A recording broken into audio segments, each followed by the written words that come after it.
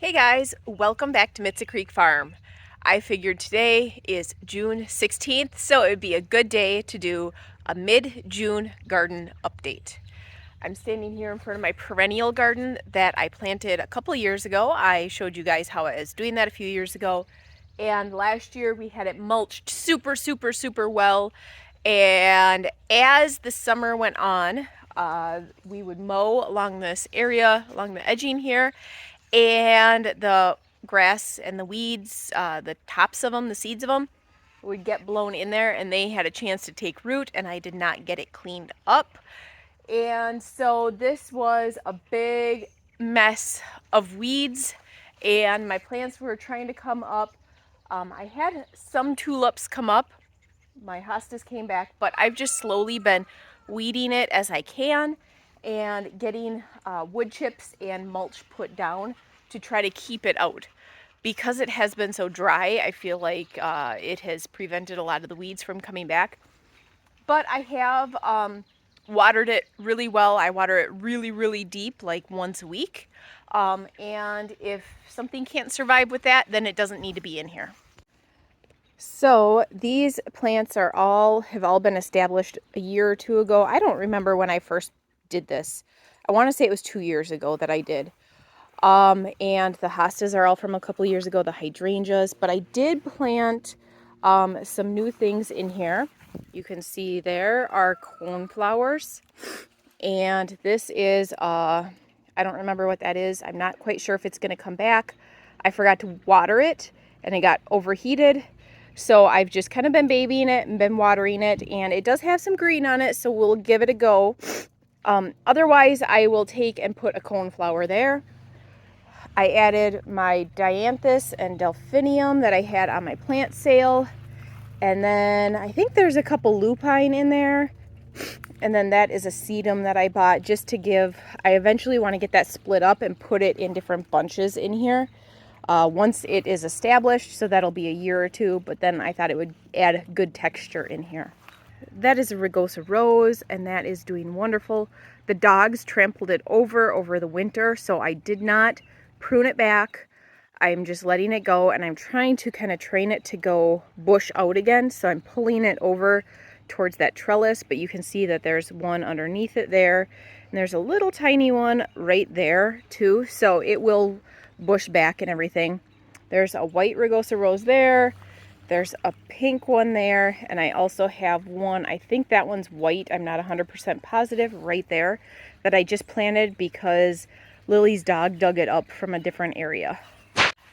So despite the drought, I'm really happy that this is starting to fill in and get nice and bushy. There was a nice surprise in here though that I want to show you. I did not plant any lettuce this year, and a bunch of lettuce came in and started as volunteers from where it went to seed in the last couple of years. So I took and I added a basil plant here, and these are some petunias I had started. And then on this side, I took and I added some coleus. I want them to get really like big and bushy. And then I did some petunias here, and the petunias do really well in the shade. So I think that, and they get really bushy too. So if I can kind of train the coleus to kind of go in the back more, and the petunias to just give a little pop of color in the front, I think that's going to look really pretty. There are a couple peonies in here, and so it makes it hard because you can see there's a dog toy. The dogs like to run right off our porch and right through here, but I did have a fence up here so that they couldn't get in, so we're kind of breaking them of that habit. So I added these coleus down here as well. And I am going to get the fence put back up, but I'm wanting to put it in so it's more permanent. You can see we have this one here to keep the chickens out, and then it is usually over there too, but because I was in working, I had that taken down. And so I want to put something more permanent here along the edge of the sidewalk, and then that way, and then maybe like put a little gate or something right through there. Even if I can just put one up that's tall enough for them to not jump over right there, that would make a big difference. And then probably right here too, where these guys are. I'm fine with them walking in through the path, but they're going to take the quickest and easiest route. So with that said, let's go down and look at the high tunnel.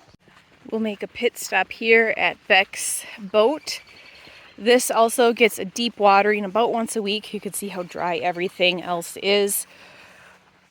And it looks like he might need to deadhead these guys, but it is looking pretty good. Those are pretty. He just got these ones this year around Mother's Day. Those are gorgeous. And these daisies are really tall this year. I'm thinking because it is so dry. Eventually I would love to take and put these daisies kind of at the top of the boat and then put shorter stuff in front because they are really tall this year and it feels a little lopsided, but that's okay. They are gorgeous and that's all that really matters, and they bring joy. So that's what we're going for here, especially this year with it being so dry. So up here at the high tunnel, I'll show you my little flower garden that I built at the beginning of the season really quick. This is doing amazing. The only issue is when we have winds from the straight south or straight north, it is kind of windy here. So my celosia is kind of knocked over.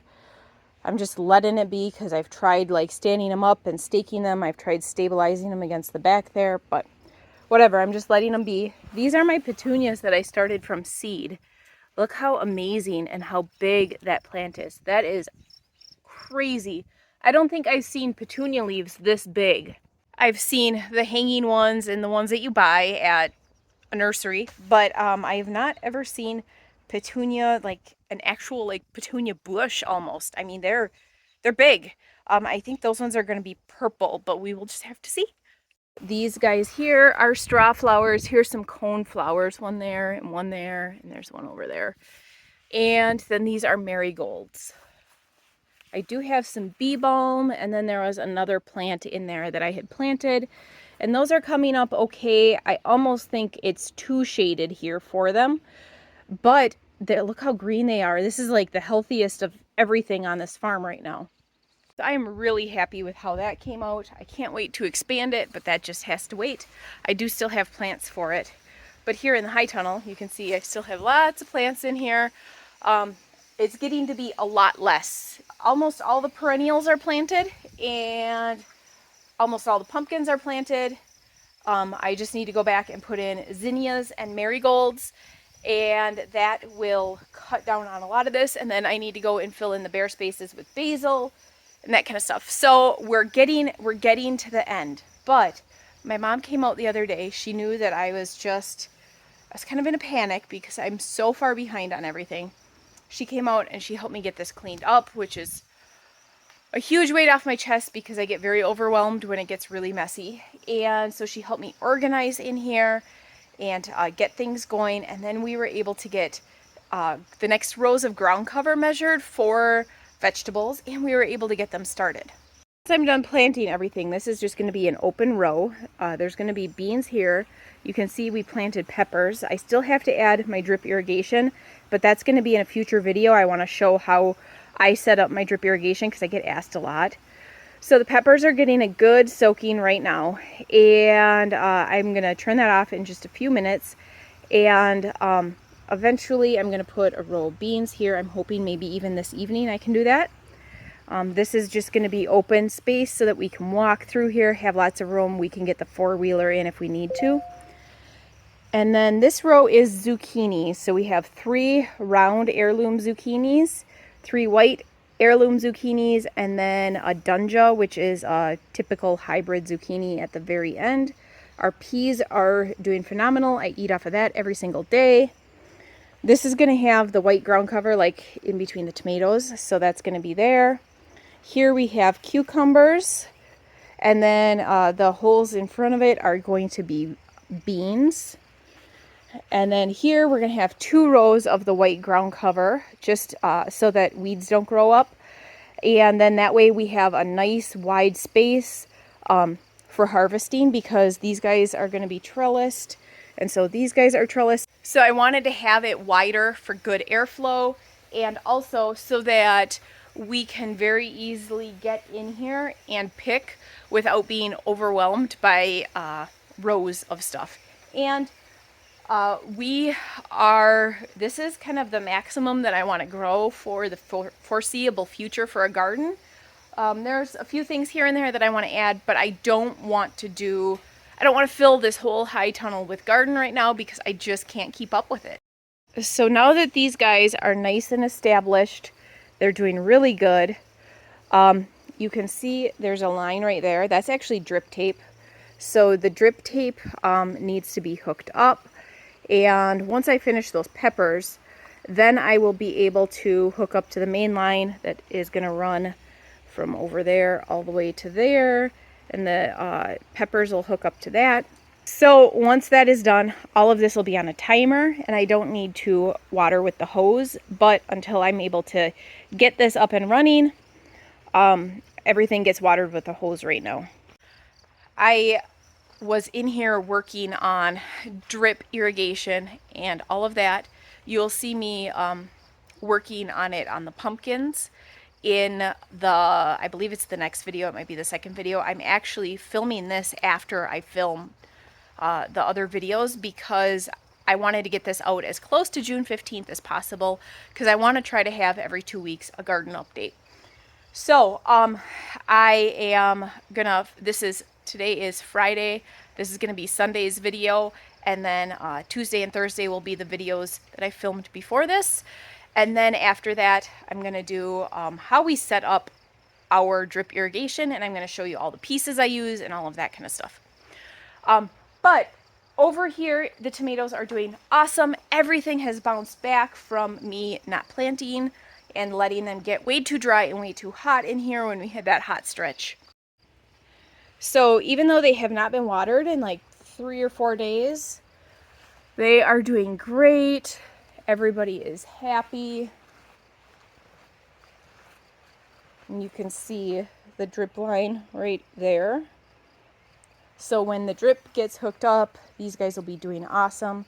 The marigolds, I like having them in there. It gives a nice pop of color with those yellow blossoms. So this front row here is all prairie fire tomatoes. A basil plant goes there, and a basil plant goes there. And then I have a spot for 3 more tomato plants back there. But then these are the ones that I planted mid-May. And look how good they are. I just came in and trellised yesterday. And I need to trellis again because, like, look at, I trellised this here, and this was not nearly that big. That's crazy. Crazy, crazy, but they are looking awesome. So this is hip high right here. Isn't that awesome? This is a Napa Chardonnay, and there's the tomatoes on it. It's got more clusters up here.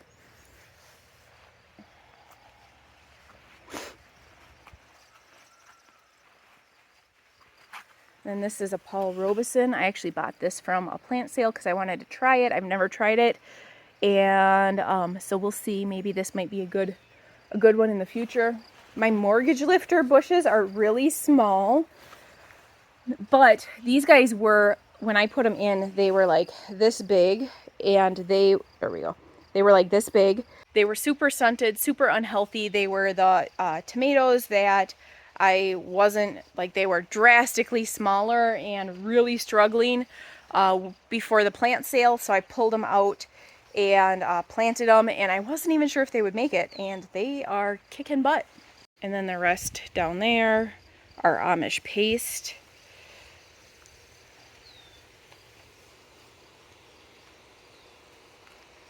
So today is deep watering day. It helps me to remember Saturdays.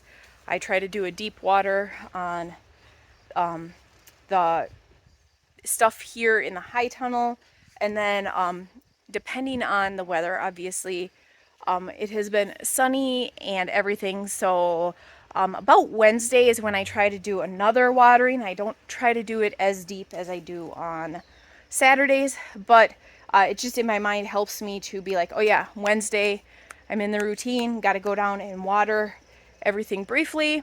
And then on Saturdays, I deep water everything here in the high tunnel. On Thursdays, I do a deep watering of that flower bed, the perennial flower bed, and Becks flowers too. That way I can kind of stay on a schedule, and it makes life a little simpler knowing that these are the days I have to do this, and then I don't forget. So our big old compost pile here, I slowly have been moving to back here. This is a raised bed. These are raised beds actually that we used the first years growing in here. And I am filling it with that compost, and I am making a pollinator flower bed. So I have milkweed and yarrow in here right now. Those 3 are yarrow, and then the rest are all milkweed. Those in the back are milkweed as well. And then obviously those are milkweed that were just growing up in here. And then I'm going to take some other flowers and mix in here once I get these planted and get it really well watered. I need a drill and a couple screws because that fell apart. So that's why there's no dirt there. That was my stopping point for this project, because I needed to go find a drill bit so that I could back those screws out and go get a couple longer screws to fit or to put that back together. Once that's done, this is going to get a nice, really deep water. I'm going to let it sit for a few hours, and then I'm going to come and plant all of that milkweed and the yarrow. And then once that's done, then I can start putting in the rest of my petunias and some zinnias and some marigolds and make this just a really big pollinator garden in here. Next to this bed is my blackberry bush, and look how good it's doing. This guy only gets water when I see it really struggling. So it does not get much water, but when it does get water, it gets a good deep watering. So that's why these edges are a little fried here, is because it was super hot and I forgot to water it. But this is a lot of new growth here, and so that is looking good. Ironically, the best beans that I have are volunteers from last year. And look at these bean plants here. There's a couple of them. Oh, there's another one there. There was another one somewhere in here. So I am trying to weed this as much as possible. You can see I have borage everywhere.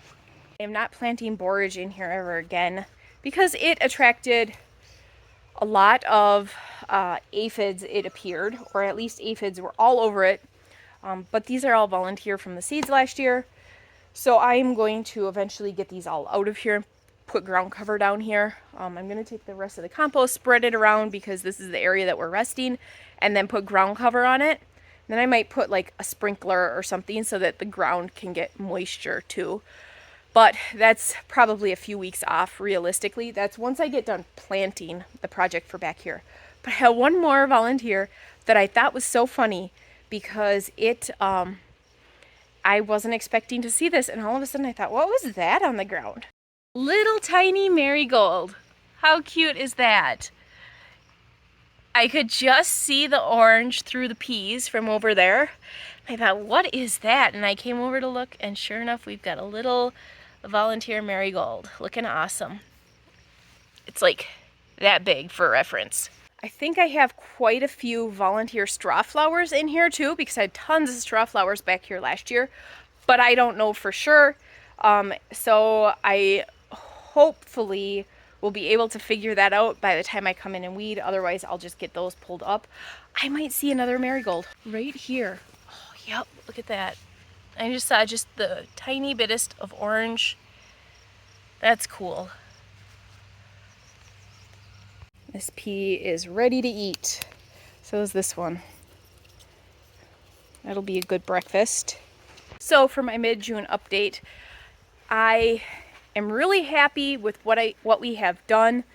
Yes, I wish I could be a lot further along, but thanks to my mom, I got all this in and I got it all planted, and I just need to like do the finishing touches on it, and then we have a handful more of pumpkins to plant, and then I think we're done. So that is it for today's video. Thanks for stopping in on my garden tour for mid-June. I'll see you with another one in a couple of weeks. But that is it for today's video. We'll see you next time.